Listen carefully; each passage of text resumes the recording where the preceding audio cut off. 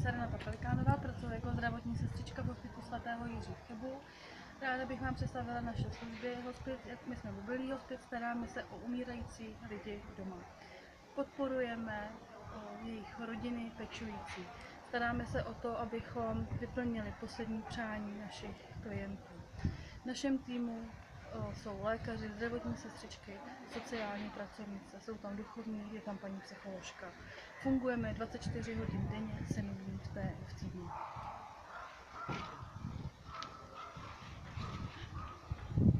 Dobrý den, jmenuji se Rybová Iva, jsem hospicová sestřička, protože narůstá onkologicky nemocných lidí měsíc od měsíce čím dál tím víc.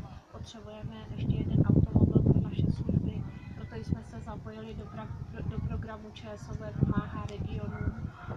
Nutně bychom potřebovali 170 000 na zakoupení automobilu Citroën Berlingo.